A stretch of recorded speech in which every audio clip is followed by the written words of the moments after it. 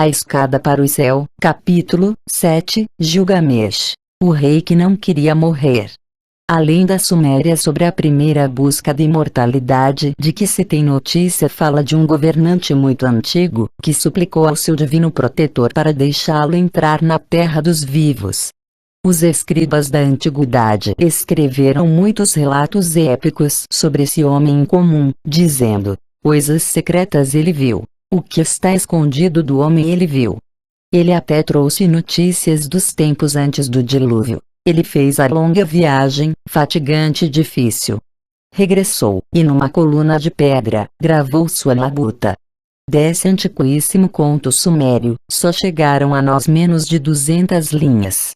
No entanto, conhecemos toda a história com base nas traduções feitas para todas as línguas de povos que se seguiram aos sumérios no Oriente Médio, assírios, babilônios, hititas e horreus.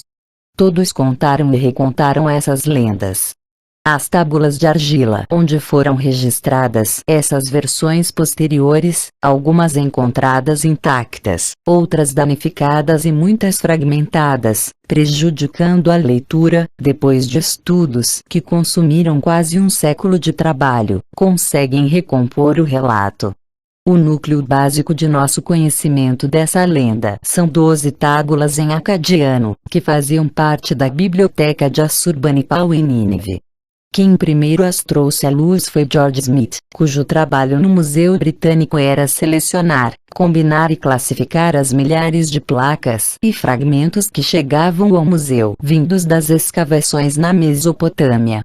Num certo dia, sua atenção foi atraída para um pedaço de inscrição que parecia relatar a história do dilúvio. Estudando-a mais atentamente, Smith viu que não havia dúvidas. Os caracteres cuneiformes, vindos da Síria, contavam a história de um rei que procurara o herói do dilúvio e ouvira dele um relato em primeira pessoa do evento.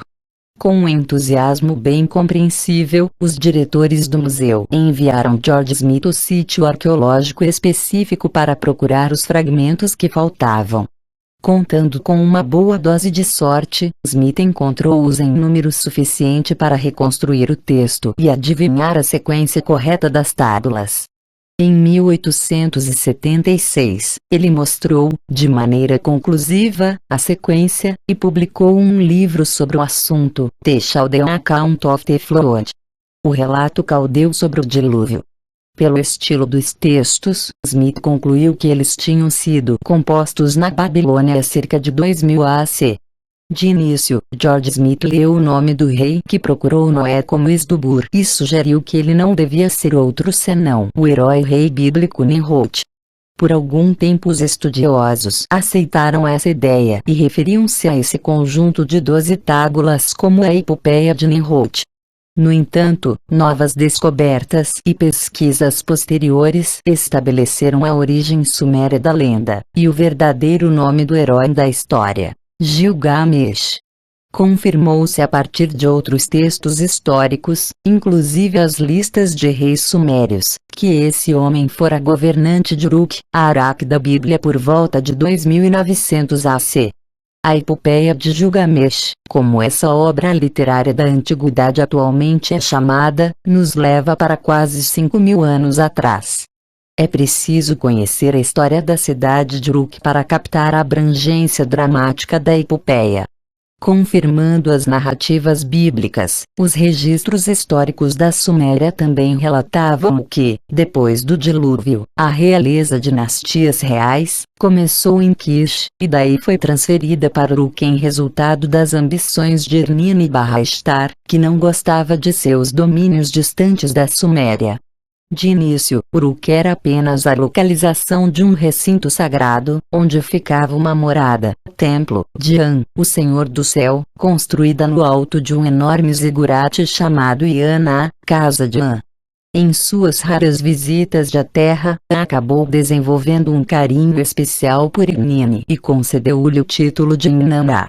A amada de An, histéricos muito antigos insinuam que esse amor não era meramente platônico, instalando a Inanna, que antes permanecia sempre desocupado. Mas adiantava para Inanna ter uma cidade sem habitantes, um reino sem súditos. Não muito longe dali, ao sul, nas margens do Golfo Pérsico, Enki vivia em semi-isolamento na cidade de Eridu, onde mantinha-se a par dos assuntos humanos, dispensando conhecimento e civilização à humanidade. Sedutora e perfumada, Inanna fez uma visita a Enki, seu tio-avô. Embriagado e apaixonado, ele atendeu aos desejos da sobrinha. Tornar Uruk o novo centro da civilização suméria, a sede da monarquia, em substituição a Kish. Para levar a cabo seus planos grandiosos, cujo objetivo final era sua entrada no círculo interno dos grandes 12 deuses, Inanna/Ishtar procurou o apoio de seu irmão, Utu/Shamash. Enquanto nos dias antes do dilúvio a miscigenação entre os Nefilim e as filhas dos homens causava a ira dos deuses, a prática já não era reprovada. Tanto é que o alto sacerdote do templo na época era um filho de Shamash com uma humana. Então, Inanna e Shamash ungiram como o rei de Uruk, dando início à primeira dinastia de reis sacerdotes do mundo. Segundo a lista de reis sumérios, ele reinou por 324 anos. Seu filho, que construiu Uruk, governou 420 anos. Quando Gilgamesh, o quinto monarca dessa dinastia, subiu ao trono, Uruk já era um centro florescente, que dominava seus vizinhos e comerciava com terras distantes. Sendo descendente do grande deus Shamash por parte de pai, e filho da deusa Ninsun, Gilgamesh era considerado 2/3 deus, 1/3 humano. Por isso, recebera o privilégio de ter seu nome escrito com o prefixo divino. Orgulhoso e autoconfiante, Gilgamesh começou seu reinado como um soberano benevolente e consciencioso, envolvido nas costumeiras tarefas de fortalecer as muralhas da cidade ou embelezar o recinto do templo. Porém, quanto mais aprendia sobre a história dos deuses e homens, mais se tornava pensativo e inquieto. Mesmo durante os momentos de diversão, seus pensamentos se voltavam para a morte. Ele viveria tanto como seus ancestrais semidivinos em virtude de ser 2/3 Deus, ou o terço humano prevaleceria, determinando-lhe o tempo de vida de um mortal. Logo Gilgamesh confessou sua ansiedade a Shamash. Em minha cidade o homem morre, oprimido está meu coração. O homem perece, pesado está meu coração. O homem, por mais alto que seja, não pode estender-se até o céu. O homem, por mais largo que seja, não pode cobrir a terra. Conseguirei olhar por cima da parede? Perguntou a Shamash. Será esse também meu destino?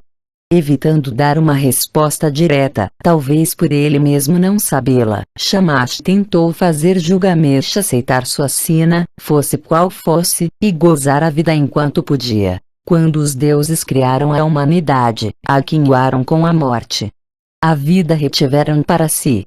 Portanto, prosseguiu, que fique cheia a tua barriga, Gilgamesh. Festeja dia e noite. De cada dia faze uma festa de regozijo. Dia e noite canta e dança. Que tuas vestes estejam sempre imaculadas, lava a cabeça, banha-te em água. Dá atenção ao pequeno que pega a tua mão, deixa tua esposa deliciar-se em teu colo, pois este é o destino da humanidade. Mas Gilgamesh recusou-se a aceitar sua sina. Afinal, não era 2/3 divino e só 1/3 humano. Porque a parte mortal, menor, e não o elemento divino deveria determinar seu destino. Andando de um lado para o outro durante o dia, e inquieto à noite, Gilgamesh tentou manter-se jovem intrometendo-se na vida de recém-casados, insistindo em manter relações sexuais com a noiva antes do marido. Então, uma noite, teve uma visão que sentiu ser um presságio. Correu para a mãe e relatou-lhe o que acontecera, pedindo-lhe que interpretasse a visão. Minha mãe, durante a noite, tendo ficado excitado, vaguei de um lado para o outro. No meio da noite, surgiram presságios. Uma estrela tornou-se cada vez maior no céu. O artesanato de Anu desceu em minha direção. O artesanato de Anu que desceu dos céus caiu na terra perto de Gilgamesh. Ele continuou a relatar. Tentei levantá-lo, Era pesado demais para mim. Procurei sacudi-lo. Não consegui movê-lo, ou erguê-lo. Enquanto tentava soltar o objeto, que deve ter se enterrado profundamente no solo, o populacho atirou-se sobre ele, os nobres o cercaram.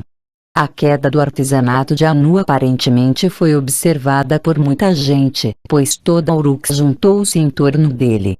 Os heróis, os homens fortes, ajudaram o rei em seus esforços para deslocar o objeto. Os heróis o pegaram por baixo e eu puxei-o pela parte dianteira. Embora o objeto não esteja completamente descrito nos textos, com toda a certeza não era um meteoro qualquer, mas um objeto manufaturado, digno de ser chamado de artesanato do grande Anu. Tudo indica que o leitor antigo não necessitava de maiores elaborações por estar familiarizado com o termo, ou com o desenho do objeto, talvez algo como está mostrado num antigo selo cilíndrico real.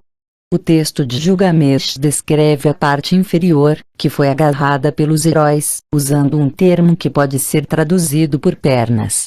Todavia, o objeto tinha também outras partes bem destacadas e podia-se até entrar nele, como fica claro pela continuação do relato de Gilgamesh sobre os eventos daquela noite. Apertei com força a parte de cima.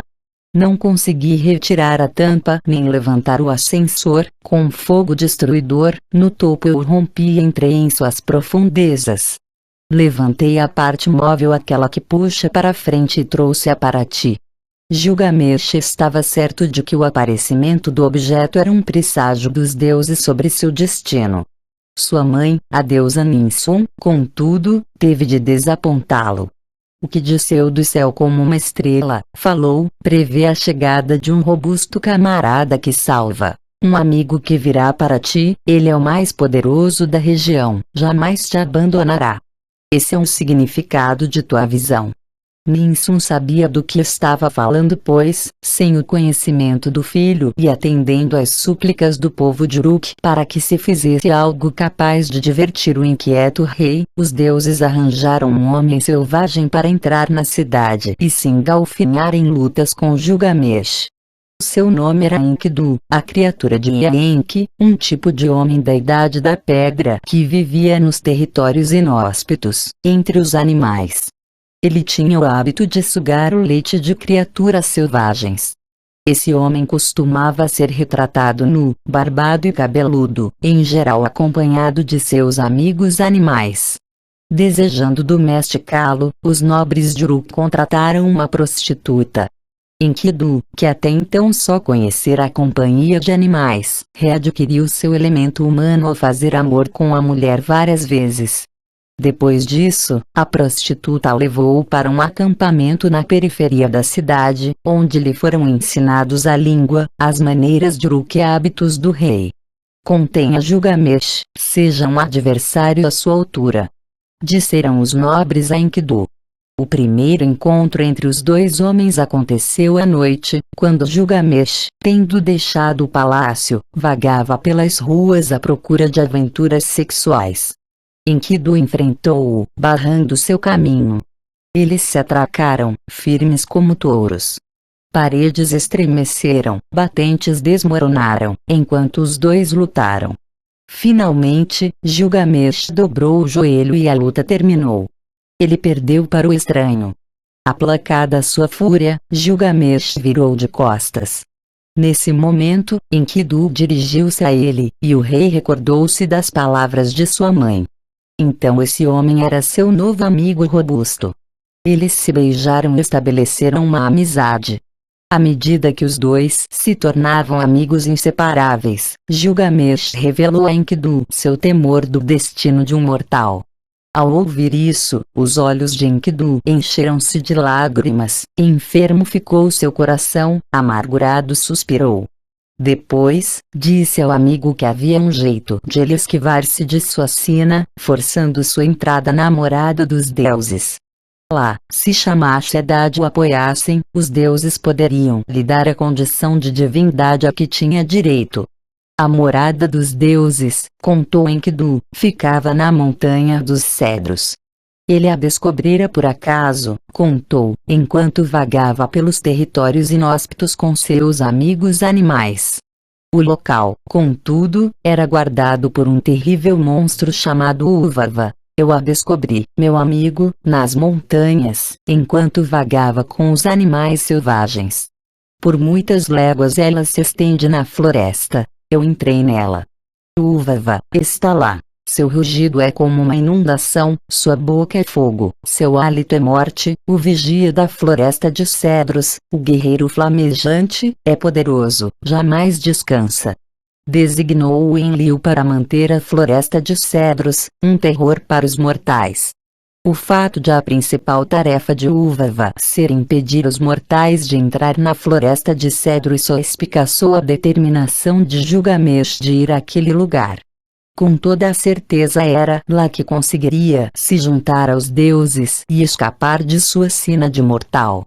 Quem, meu amigo, pode escalar o céu? Só os deuses, indo ao lugar subterrâneo de Shamash. Os dias da humanidade são numerados, nada alcançaram senão o vento. Mesmo tu, tens medo da morte, apesar de teu poder heróico. Portanto, deixe-me ir à tua frente, que tua boca me diga. Avança, não tema. O plano era este: irem ao lugar subterrâneo de Shamash, na montanha dos cedros, para conseguirem escalar o céu, como fazem os deuses. Mesmo o mais alto dos homens, como salientava Gilgamesh antes, não consegue estender-se até o céu. Mas agora ele pelo menos sabia onde ficava o lugar do qual o céu podia ser escalado. Então caiu de joelhos e rezou a Shamash. Deixe-me ir, ó Shamash. Minhas mãos estão erguidas em oração, ao local de aterrissagem, dê a ordem, cubra-me com tua proteção. Infelizmente, a tábua que contém o texto em questão está quebrada e perderam-se as linhas que contêm a resposta do Deus. Todavia, ficamos sabendo que, quando Gilgamesh examinou seu presságio, lágrimas escorreram pelo seu rosto. Aparentemente ele recebeu permissão de ir em frente, mas por sua conta e risco. Gilgamesh decidiu prosseguir e lutar contra o Uvarva sem o auxílio do Deus. Se eu fracassar, disse, o povo se lembrará de mim. Gilgamesh, dirão, tombou lutando com o feroz Uvarva. E continuou. Mas, se eu tiver êxito, obterei um Shen, o veículo com o qual se atinge a eternidade. Enquanto Gilgamesh ordenava a produção de armas especiais para lutar contra o Uvarva, os conselheiros de Uruk tentaram dissuadi-lo da empreitada. Ainda és jovem, Gilgamesh, porque se arriscar a encontrar a morte numa aventura imprevisível, onde não sabes o que conseguirás? Reunindo todas as informações disponíveis sobre a floresta de cedros e seu guardião, alertaram o rei. Ouvimos que o Uvarva tem uma constituição impressionante. Quem é capaz de enfrentar suas armas? Desigual é a luta com a máquina de sitiar, Uvarva. Mas Gilgamesh só olhou à sua volta, sorrindo para seu amigo. Os boatos de que Uvarva era um monstro mecânico, uma máquina de sitiar, só serviram para aumentar sua crença de que ele seria facilmente controlado pelas ordens dos deuses Shamash e Adad. Porém, como não obtivera de Shamash uma clara promessa de auxílio, decidiu recorrer à sua mãe. De mãos dadas, Gilgamesh e Enkidu foram ao grande palácio, à presença de Ninsun, a grande rainha. Gilgamesh adiantou-se ao entrar no palácio. Ó, Ninsun, decidi fazer uma longa viagem ao lugar de Uvarva. Uma batalha incerta irei enfrentar. Trilhas desconhecidas percorrerei. Ó, mãe, ora chamaste por mim. Atendendo ao pedido, Ninsun entrou em sua câmara, vestiu o traje que assenta em seu corpo, o adorno que assenta em seu colo, pôs a tiara. Em seguida, ergueu as mãos em prece para Shamash, e colocou todo o ônus da aventura sobre ele. Porque, tendo-me dado Gilgamesh como filho, disse, falando retoricamente, tu dotaste de um coração inquieto. E agora tu influenciaste a empreender uma longa jornada, ao lugar de Uvarva. Dito isso, Ninsun pediu a proteção do Deus para o filho, até ele atingir a floresta de cedros. Até ele matar o feroz Uvarva. até o dia em que for e voltar. Quando a população da cidade soube que seu rei iria mesmo ao local de aterrissagem, aproximou-se dele, desejando-lhe sucesso. Os conselheiros foram mais práticos. Deixa Enkidu entrar à tua frente. Ele conhece o caminho, na floresta, que ele penetre nas trilhas de Uvava. O que vai à frente, salva teu companheiro. Eles também invocaram as bênçãos de Shamash. Que Shamash te conceda teu desejo. O que tua boca falou, que ele mostre aos teus olhos. Que ele abra para ti o caminho barrado, a estrada revele para teus passos, a montanha descerre para teus pés. Ninsun disse algumas palavras de despedida. Virando-se para Enkidu, pediu-lhe para proteger Gilgamesh. Embora não tenhas saído de meu ventre, aqui te adoto, para guardares o rei como teu irmão. Em seguida, colocou o seu emblema no pescoço de Enkidu. E os dois amigos partiram para sua perigosa aventura. A quarta tábula da epopeia de Gilgamesh é dedicada à jornada dos dois amigos pela floresta de cedros. Infelizmente ela está tão quebrada que, apesar da descoberta de fragmentos paralelos em língua hitita, é impossível montar-se um relato coerente. Está claro, todavia, que eles viajaram por muito tempo, dirigindo-se para o oeste. De tempos em tempos, Enkidu tentava persuadir Gilgamesh a desistir da empreitada. Uvava, ele falou, pode ouvir uma vaca caminhando a 60 léguas de distância. Sua rede alcança longe. Seu rugido reverbera do lugar onde é feita a subida até Nippur.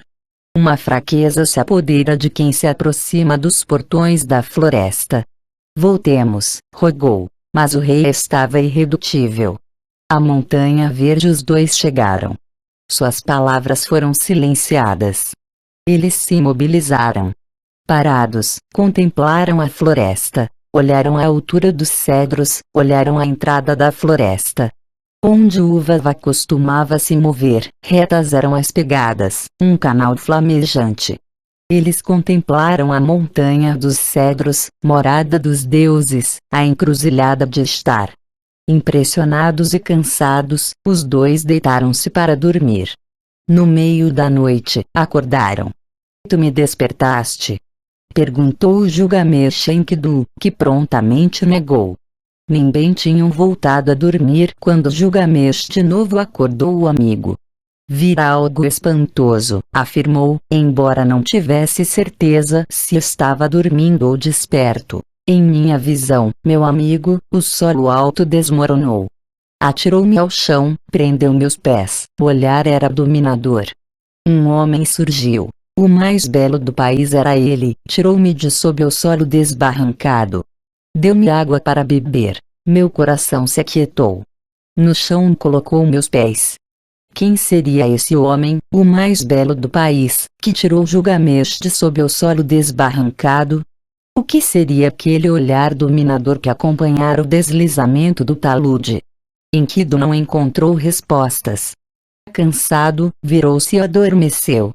Porém, mais uma vez a tranquilidade da noite foi perturbada. No meio da vigília, o sono de Gilgamesh terminou. Ele levantou-se, dizendo ao amigo: Amigo, tu me chamaste. Por que estou desperto?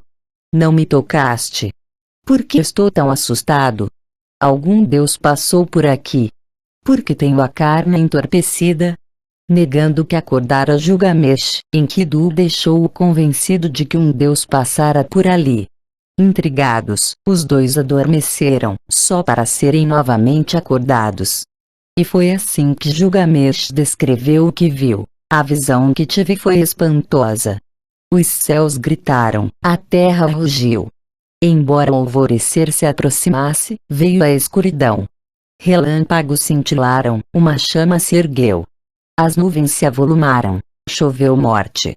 Então o fulgor desapareceu, o fogo apagou. E tudo que caíra transformou-se em cinzas. Gilgamesh deve ter se dado conta de que testemunhara a subida de uma câmara celestial, o solo estremecendo com a ignição e o rugido dos motores, as nuvens de pó e fumaça envolvendo a área, escurecendo o céu da madrugada. o brilho do fogo das turbinas visto através das nuvens espessas, e, enquanto a nave subia, seu fulgor desaparecendo. Sem dúvida nenhuma, uma visão espantosa. No entanto, ela só serviu para encorajar Gilgamesh a prosseguir, pois confirmava que de fato eles tinham alcançado o local de aterrissagem. Pela manhã, os dois amigos tentaram penetrar na floresta, tomando cuidado para evitar as árvores arma que matam. Enkidu encontrou o portão do qual falara. Mas, ao tentar abri-lo, foi atirado para trás por uma força invisível, que o deixou paralisado durante 10 dias. Quando voltou a se mexer e falar, Enkidu rogou a Gilgamesh: não entremos no coração da floresta. Este, contudo, tinha boas notícias para o amigo. Enquanto ele dormia, recuperando-se do choque, encontraram um túnel. Pelos sons que ouvira dentro dele, tinha certeza de que estava ligado ao recinto onde são dadas as palavras de comando. Então disse a Enkidu: venha, não fique aí parado, meu amigo, desçamos juntos.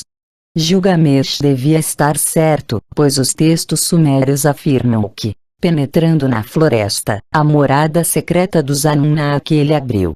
A entrada do túnel estava coberta, ou escondida, pela vegetação e bloqueada com terra e pedras. Enquanto Gilgamesh cortava as árvores, Enkidu cavava. Porém, mal os dois conseguiram fazer uma pequena abertura, o terror atacou. Uvav ouviu o barulho e se encolerizou. O monstro surgiu em cena, procurando os intrusos. Sua aparência era poderosa, ele tinha os dentes de um dragão. Sua cara era de leão. Sua chegada foi como uma inundação se aproximando. Mais assustador era seu raio brilhante, que, emanando da cabeça do monstro, devorava árvores e mato. De sua força mortal, ninguém escapava. Um selo cilíndrico sumério nos mostra um rei qualquer, Gilgamesh Enkidu, ao lado de um robô mecânico, sem dúvida monstro com raios mortais da epopeia. Parece, pelos fragmentos de texto, que Uvav conseguia se armar com 7 capas. Mas, quando chegou a cena, só uma ele vestia. Vendo nisso sua oportunidade, os dois amigos tentaram preparar-lhe uma armadilha. Quando o monstro virou-se para enfrentar os intrusos, o raio mortal que lhe saía da cabeça desenhou uma trilha de destruição. No momento oportuno, chegou o socorro dos céus. Vendo a situação em que se encontravam os dois amigos, dos céus falou o divino Shamash. Avisando-os para não tentarem fugir, aconselhou: cheguem bem perto de Uvav. Então o deus convocou uma hóstia de ventos rodopiantes que bateram nos olhos de Uvav e neutralizaram seu raio. Como Shamash pretendia, os raios desapareceram, o brilho toldou-se. Logo o monstro estava imobilizado. Ele não conseguia ir nem para frente nem para trás. Foi então que Gilgamesh e Enkidu o atacaram. Enkidu golpeou o guardião, Uvav, fazendo-o cair ao chão. Os cedros ao longo de uma distância de 2 léguas estremeceram, tão fragorosa foi a queda do monstro. Então Enkidu matou-o. Alegres com a vitória, mas exaustos da batalha, os dois camaradas pararam para descansar à beira de um riacho. Gilgamesh despiu-se para se lavar. Ele atirou longe suas coisas sujas, vestiu-as limpas, enrolou no corpo uma túnica franjada, amarrada com uma faixa. Não havia motivo para pressa. O caminho para a morada secreta dos Anunnaki já não estava bloqueado. Mal sabia Gilgamesh que o desejo de uma mulher logo faria sua vitória desmoronar. Aquele lugar, como esclarecido anteriormente na epopeia, era a encruzilhada de Ishtar. A deusa costumava usar esse local de aterrissagem. Ela, como Shamash, devia ter assistido à batalha talvez de sua câmara celestial, alada, como mostrado num selo hitita. Vendo Gilgamesh despir-se e banhar-se, Ishtar levantou os olhos para a beleza de Gilgamesh. Aproximando-se do rei, ela não mediu palavras para expressar o que lhe passava pela mente. Venha, Gilgamesh, seja meu amante. Conceda-me o fruto de teu amor. Tu serás meu homem, serei tua mulher. prometendo carros de ouro, um palácio magnífico, soberania sobre outros reis e príncipes. Ishtar estava certa de que seduzira Gilgamesh. Todavia, ao responder, ele salientou que não tinha nada para oferecer em troca dos favores de uma deusa. E, quanto ao amor de Ishtar, qual seria sua duração? Mais cedo, ou mais tarde, falou, ela se livraria dele como um sapato que aperta o pé de seu dono. Recitando a lista dos homens com quem Ishtar se deitara, Gilgamesh recusou seus favores. Furiosa com a ofensa, a deusa pediu a Anu para mandar o touro do céu para esmagar o rei. Atacados pelo monstro celeste, Gilgamesh e Enkidu esqueceram-se do objetivo de sua missão e correram para se salvar. Ajudando-os a fugir na direção de Uruk, Shamash permitiu que cobrissem a distância de 1 mês e 15 dias, em apenas 3 dias. Porém, na periferia da cidade, à beira do rio Eufrates, o touro do céu os alcançou. Quando ele resfolegou, 2 fossos abriram-se no solo, grandes bastante para conter 200 homens cada. Enkidu caiu num deles, mas conseguiu saltar para fora e matou o monstro. Não se sabe ao certo o que era o touro do céu. O termo sumério Gudjana também podia significar o atacante de Anu, ou seja, seu míssil cruzador.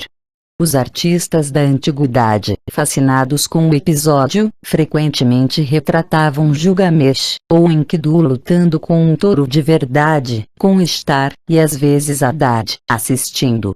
Mas, a partir do texto da epopeia, fica claro que a arma de Anu era um engenho mecânico, feito de metal equipado com 2 pinças, os chifres, que, segundo a descrição, eram fundidos de 30 minas de lápis lazuli, cada um deles com um revestimento com 2 dedos de espessura. Alguns desenhos mostram um touro mecânico desse tipo descendo dos céus. Derrotado o touro do céu, Gilgamesh chamou os artífices, os armeiros, para ver o monstro mecânico e desmontá-lo. Então, triunfantes, ele e Enkidu foram prestar homenagem a Shamash. Mas, Ishtar, em sua morada, emitiu um grito de lamentação. Enquanto, no palácio, Gilgamesh e Enkidu descansavam dos festejos que tinham durado a noite toda, os deuses supremos, namorada dos deuses, consideravam as queixas de Ishtar. E Anu disse a Enlil, como o touro do céu eles mataram, e o Uvava também mataram, ambos devem morrer. Enlil, porém, contestou, Enkidu deverá morrer, Gilgamesh não. Então Shamash interveio. Afinal, ele contribuirá para os acontecimentos. Porque Enkidu, o inocente, deveria morrer. Enquanto os deuses deliberavam, Enkidu foi acometido de um coma. Aflito e preocupado, Gilgamesh andava de um lado para o outro diante do divã onde seu amigo jazia, imóvel. Lágrimas amargas escorriam-lhe pelas faces. No entanto, apesar da tristeza que sentia pelo companheiro, seus pensamentos só giravam em torno de sua constante ansiedade. Um dia, tal como Enkidu, ele também ficaria à beira da morte. Depois de tantos esforços, teria o fim de um mortal qualquer. Na assembleia, os deuses chegaram a um consenso. A sentença de morte imposta a Enkidu foi comutada para trabalhos forçados nas minas, onde ele passaria o resto de seus dias. Para executar a sentença, levando-o para seu novo domicílio, 2 emissários vestidos de pássaros, usando asas como traje, viriam procurá-lo. Um deles, um jovem cujo rosto é escuro e parece um homem-pássaro no semblante, o transportaria à terra das minas. Ele estará vestido como uma águia. Pelo braço te conduzirá. Siga-me dirá. Ele te levará à casa da escuridão. A morada acima do solo. A morada onde os que entram jamais saem. Uma estrada da qual não existe volta. Uma casa cujos moradores são privados de luz, onde tem poeira na boca e barra seu alimento. Um selo cilíndrico ilustra a cena, mostrando um emissário alado, anjo, levando Enkidu pelo braço. Ouvindo a sentença dada ao seu amigo, Gilgamesh teve uma ideia. Não muito longe da terra das minas, tinham-lhe informado, ficava a terra dos vivos, um lugar para o qual os deuses levavam os humanos que recebiam a dádiva da eterna juventude. Esse local era a morada dos antepassados ungidos pelos deuses com as águas purificadoras. Lá, compartilhando da comida e bebida dos deuses, residiam príncipes reais que tinham governado nos tempos de antanho. Como Anu e Enlil, eles são servidos de carnes temperadas, de odres, água fresca lisa servida. Não seria esse o lugar para onde fora levado o herói do dilúvio Zezudra/Utnapishtim, de onde Etana ascenderá ao céu? E assim foi que o Senhor Gilgamesh decidiu partir para a terra dos vivos. Anunciando a Enkidu, agora recuperado, que o acompanharia em pelo menos parte da viagem, explicou: ó Enkidu, mesmo os poderosos fenecem, encontram o fim fatídico. Portanto, nessa terra entrarei, montarei meu Shen. No lugar onde os Shen têm sido erigidos, eu um Shen erigerei. No entanto, passar a terra das minas para a terra dos vivos não era uma questão para ser resolvida por um mortal. Com palavras fortes, Gilgamesh foi aconselhado pelos anciãos de Uruk e sua mãe, a deusa Ninsun, a primeiro obter a permissão de Utu/Shamash. Se na terra desejas entrar, avisa Utu, o herói Utu. Ele é o encarregado da terra. A terra alinhada com os cedros é governada por Utu. Avisa Utu. Assim alertado, Gilgamesh ofereceu um sacrifício ao Utu e suplicou seu consentimento e proteção. Ó Utu, na terra desejo entrar. Seja meu aliado. Na terra que se alinha com os frescos cedros desejo entrar. Seja meu aliado. Nos lugares onde os Shen foram erigidos, que eu erija meu Shen. De início, Utu/Shamash duvidou se Gilgamesh conseguiria qualificar-se para entrar naquela região. Depois, atendendo a novas preces e súplicas, avisou o rei que ele teria de percorrer uma região seca e desolada. A poeira das encruzilhadas será teu domicílio, o deserto será tua cama, espinhos e gravetos esfolarão teus pés, a sede assolará tuas bochechas. Tentando fazer seu protegido desistir da empreitada, o deus contou-lhe que o lugar onde os Shen têm sido erigidos era cercado por 7 montanhas e os desfiladeiros entre elas ficavam guardados por poderosos, que podiam lançar um fogo chamuscante, ou um raio que não pode ser recuado. Todavia, no final, Utu cedeu. As lágrimas de Gilgamesh ele aceitou como oferenda. Sendo misericordioso, mostrou misericórdia. No entanto, o Senhor Gilgamesh agiu de maneira frívola. Em vez de tomar o difícil caminho terrestre, resolveu fazer a maior parte da viagem numa confortável embarcação. Quando chegassem ao porto distante, Enkidu iria para a terra das minas e ele se dirigiria para a terra dos vivos.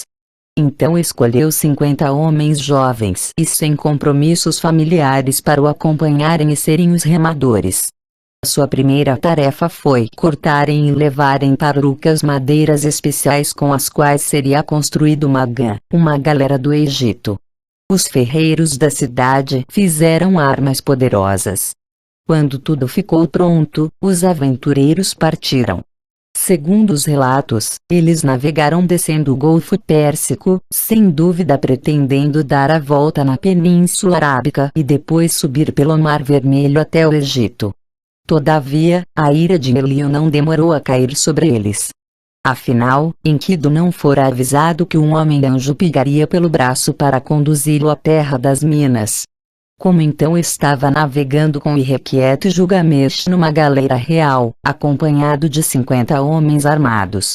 Ao entardecer, Utu, que deve ter assistido com grande preocupação a partida dos dois amigos, foi embora de cabeça erguida. As montanhas ao longo da costa distante tornaram-se escuras, sombras espalharam-se sobre elas. Então, parado ao lado da montanha, havia alguém que, como Uvava, podia emitir raios dos quais nada escapava. Ele parecia um touro da grande casa da terra. Tudo indica que se tratava de uma torre de vigia. Esse touro, ou vigia assustador, deve ter interpelado o barco e seus passageiros, pois Enkidu foi tomado pelo medo. Voltemos para Uruk, suplicou. Mas Gilgamesh não lhe deu atenção. Mandou que o barco fosse dirigido para a terra, determinado a lutar com o vigia, aquele homem, se for um homem, ou Deus, se for um Deus. Nesse instante, houve uma calamidade. O tecido de trama tripla, a vela rasgou. Como que empurrada por uma mão invisível, a galera virou e logo afundou. Gilgamesh e Enkidu conseguiram nadar até a praia. Ao olharem para o mar, viram a embarcação naufragada com a tripulação ainda em seus postos, os 50 homens parecendo incrivelmente vivos na morte. Depois de ele ter afundado, no mar ter afundado, no fim de tarde em que o barco Magan tinha afundado, depois de o barco, cujo destino era Magan, ter afundado, dentro dele, como ainda criaturas vivas, estavam sentados aqueles nascidos de um ventre. Os dois amigos passaram a noite na praia desconhecida, discutindo sobre que caminho deveriam tomar. Gilgamesh continuava determinado a atingir a terra. Enkidu achou melhor voltarem à cidade, Uruk. Logo, porém, Enkidu foi tomado de fraqueza. Gilgamesh exortou a agarrar-se à vida. Meu querido e débil amigo, chamou-o carinhosamente, eu o levarei para a terra. No entanto, a morte, que não faz distinções, não pôde ser evitada. Gilgamesh lamentou a perda do amigo por 7 dias e 7 noites, até que um verme saiu de seu nariz. De início, começou a andar sem rumo. Por seu amigo, Enkidu, Gilgamesh chora amargamente enquanto vagueia pelo mato, com tristeza na barriga, temendo a morte, vagou pelo mato. De novo o rei preocupava-se com seu destino, temendo a morte, imaginando: quando eu morrer, não ficarei como Enkidu. Então sua determinação em escapar da sina dos mortais novamente se fortaleceu. Devo descansar minha cabeça dentro da terra e dormir pelo resto dos anos. Gritou a Shamash. Permita que meus olhos contemplem o sol, que eu me encha de luz. Determinando seu curso pelo movimento do sol, para a vaca selvagem, para o Tinapishtim, filho de Ubartutu, ele tomou a estrada. Gilgamesh caminhou por trilhas virgens, sem encontrar nenhum homem, procurando comida. Que montanha subiu, que rios atravessou, ninguém sabe, registraram tristemente os escribas. Depois de muito tempo, como relatam as versões da epopeia encontradas em Nínive e sítios arqueológicos hititas, Gilgamesh aproximou-se de habitações. Ele estava chegando a uma região dedicada a Sin, o pai de Shamash. Quando atingiu um desfiladeiro durante a noite, Gilgamesh viu leões e sentiu medo. Ele ergueu a cabeça para Sin e orou: que meus passos sejam dirigidos para o lugar onde os deuses rejuvenescem. Preserva-me. À noite, enquanto dormia, ele acordou de um sonho que interpretou como um presságio de Sin avisando de que iria regozijar-se na vida. Encorajado, Gilgamesh como uma flecha desceu para o meio dos leões. Sua batalha com as feras foi amplamente retratada não apenas na Mesopotâmia como em todos os países da antiguidade, até mesmo no Egito. Ao alvorecer, Gilgamesh atravessou um desfiladeiro. Lá embaixo, à distância, avistou uma grande extensão de água, como um enorme lago, impulsionado por longos ventos. Na planície junto a esse mar interior, avistou uma cidade protegida por uma muralha. Lá ficava o templo de Sin. No lado de fora da cidade, junto ao mar na baixada, Gilgamesh viu uma taberna. Aproximando-se dela, encontrou-se Duri, a cervejeira, que segurava um jarro e uma tigela de mingau dourado. Mas, ao avistar o recém-chegado, a mulher assustou-se com sua aparência. Agindo de maneira bem compreensível, a cervejaria trancou a porta, barrou o portão. Com grande esforço, Gilgamesh convenceu-a de sua verdadeira identidade e boas intenções, contando-lhe sobre suas aventuras e o propósito de sua viagem. Depois que Siduri permitiu-lhe descansar, beber e comer, Gilgamesh mostrou-se ansioso por continuar. Qual é o melhor caminho para a terra dos vivos? Quis saber. Seria preciso dar a volta no mar interior para atingir as montanhas, ou ele poderia encurtar a jornada, atravessando as águas. Agora, cervejeira, qual é o caminho? Quais são seus marcos? Dê-me seus marcos. Se for adequado, pelo mar eu irei. Se não, a rota terrestre pegarei. Acontece que a escolha não era assim tão simples, pois o mar que Gilgamesh tinha diante de si era o mar da morte. A cervejeira disse a ele: Gilgamesh, é impossível atravessar o mar, Gilgamesh. Faz muito tempo que ninguém vem do outro lado do mar. O valente Shamash atravessou. Mas, não sendo Shamash, quem pode atravessá-lo? Trabalhosa é a travessia, desolado o caminho. Estéreis são as águas da morte que ele contém. Como então, Gilgamesh, pretendes atravessar o mar? Gilgamesh não respondeu e Siduri prosseguiu, revelando-lhe que talvez poderia haver um meio de ele atravessar as águas da morte. Gilgamesh, existe Urshanabi, o barqueiro de Utnapishtim. Com ele estão as coisas que flutuam, na mata ele recolhe as coisas que colam. Vá, deixa eu contemplar teu rosto. Se for adequado, contigo ele atravessará. Se não, tu voltarás. Seguindo as indicações da cervejeira, Gilgamesh encontrou Urshanabi, o barqueiro. Depois de um longo interrogatório, onde o rei teve de dizer quem era, como chegar até ali aonde pretendia ir, o barqueiro considerou digno de seus serviços. Usando varas compridas, os dois impulsionaram a jangada pelo mar. Em 3 dias, deixaram para trás o passar de 1 mês e 15 dias, ou seja, fizeram o trajeto que por terra levaria 45 dias. Então Gilgamesh chegou a Tilmun, a terra dos vivos. Que caminho deverei tomar agora? Perguntou Gilgamesh. Urshanabi disse-lhe que ele teria de chegar a uma montanha. O nome da montanha é Machu. As indicações do barqueiro constam nas versões hititas da epopeia, encontradas em fragmentos de tábulas descobertas em Bogazkó e outros sítios arqueológicos.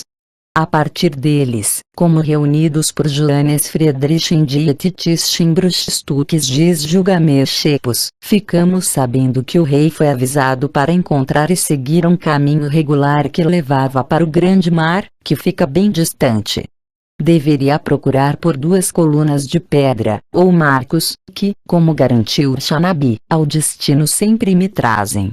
Ao encontrá-las faria uma curva para alcançar uma cidade chamada Itla, dedicada ao deus que os hititas denominavam de Uluia, o das montanhas. Só com a bênção desse deus ele poderia prosseguir em sua jornada. Seguindo as indicações, Gilgamesh chegou a Itla.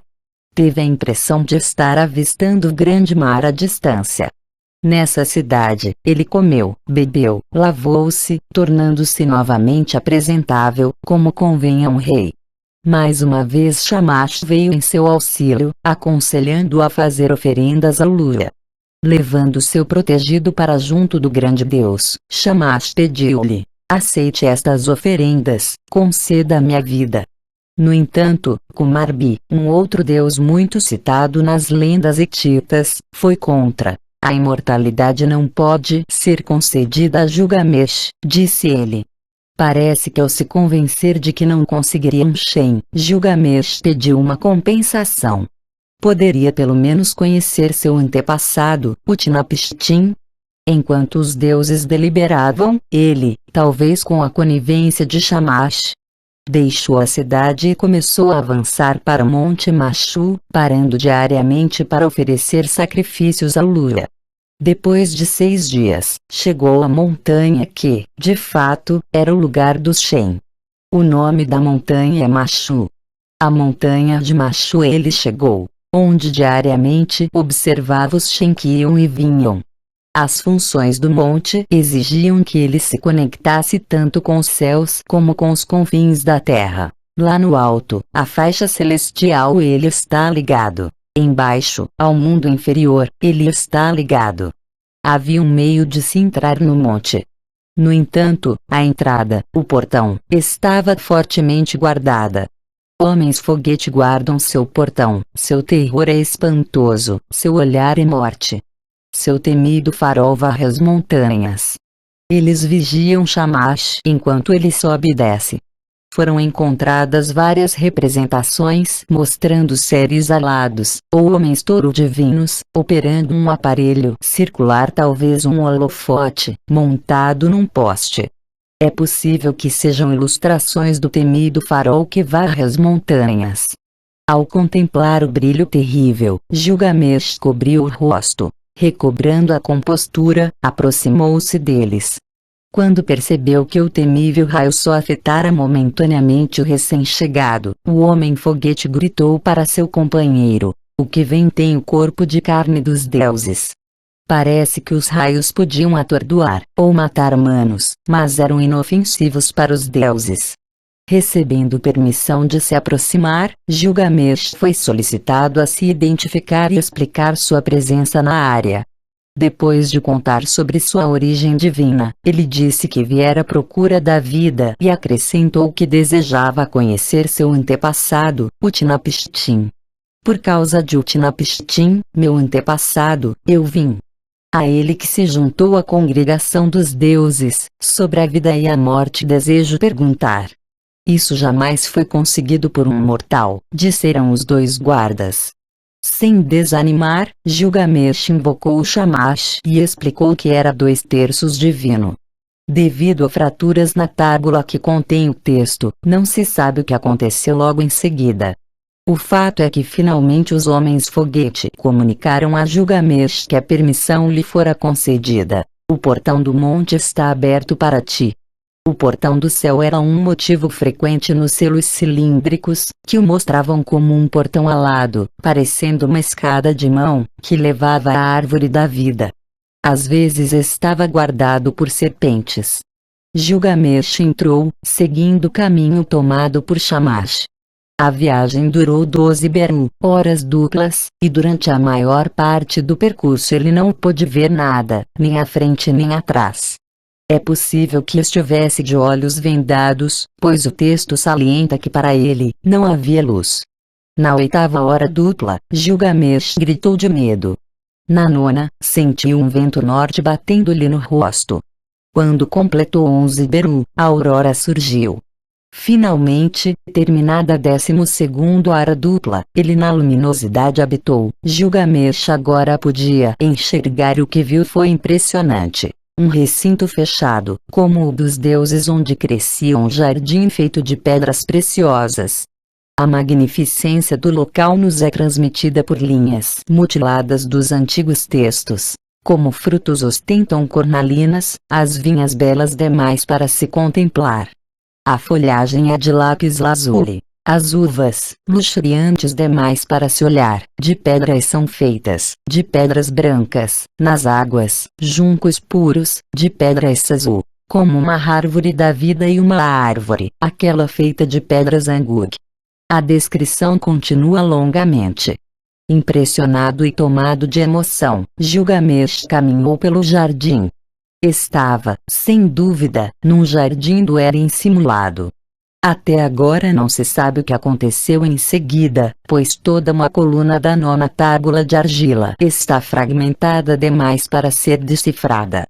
Quer seja no jardim artificial, ou em algum outro lugar, Gilgamesh finalmente encontrou-se com Utnapishtim. Sua primeira reação ao ver um homem de antanho foi reparar o quanto era parecido com ele. Gilgamesh lhe disse a Utnapishtim, o longínquo: "Enquanto te contemplo, Utnapishtim, tu não és nada diferente. É como se eu fosse."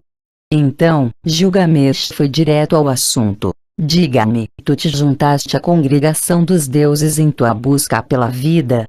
Utnapishtim respondeu: "Eu te revelarei um assunto oculto, Gilgamesh, um segredo dos deuses te contarei."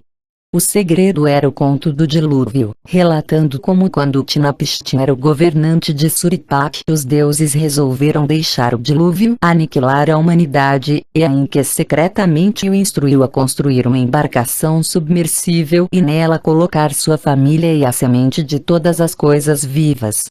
Um navegador fornecido pelo deus dirigiu o barco para o Monte Ararat.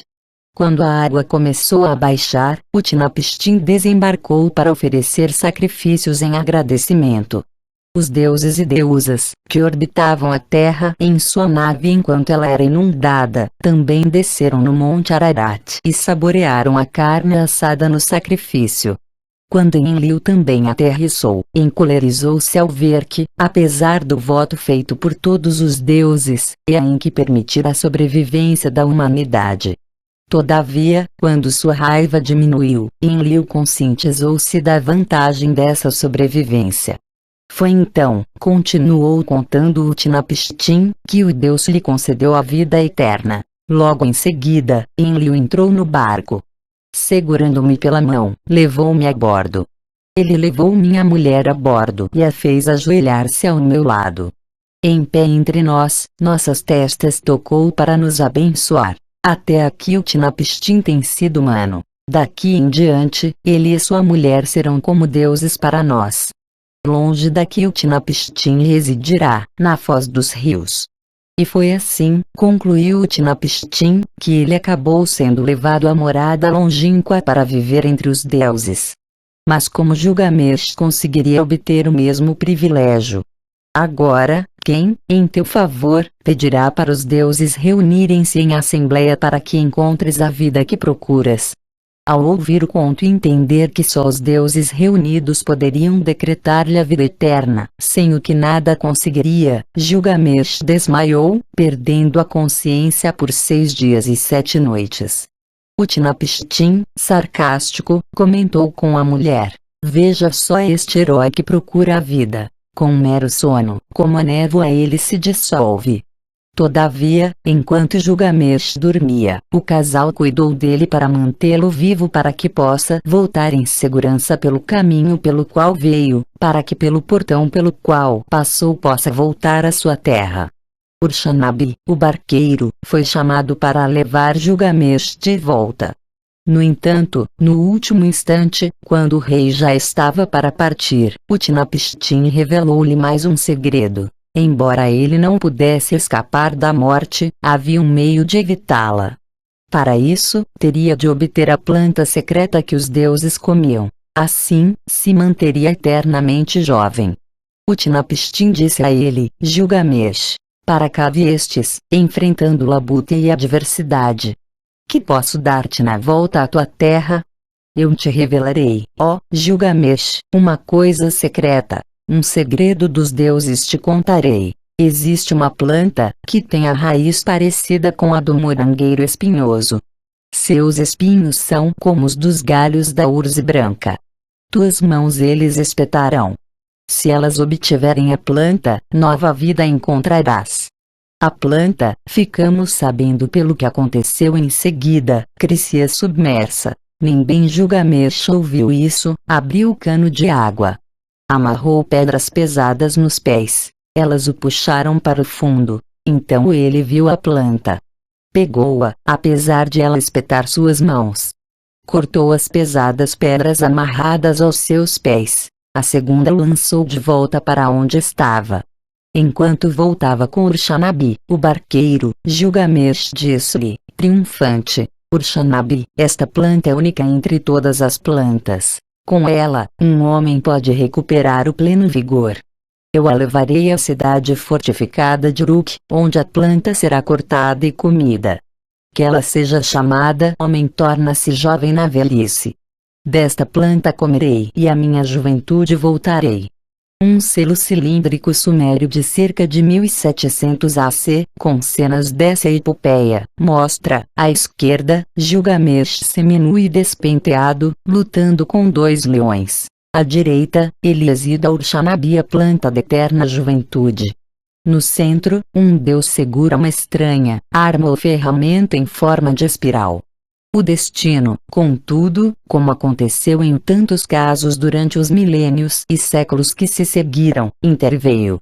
Enquanto os viajantes preparavam-se para a noite, Gilgamesh viu um poço cujas águas eram frescas. Desceu até ele para banhar-se. Então veio a desgraça. Uma cobra cheirou o perfume da planta. Chegou e levou a planta embora. Em seguida, Gilgamesh senta-se e chora, as lágrimas escorrendo-lhe pelo rosto. Ele pega a mão de Urshanabi, o barqueiro. Para quem minhas mãos trabalharam? Para quem esgotei o sangue de meu coração? Para mim não obtive a dádiva. A uma serpente, a dádiva concedi.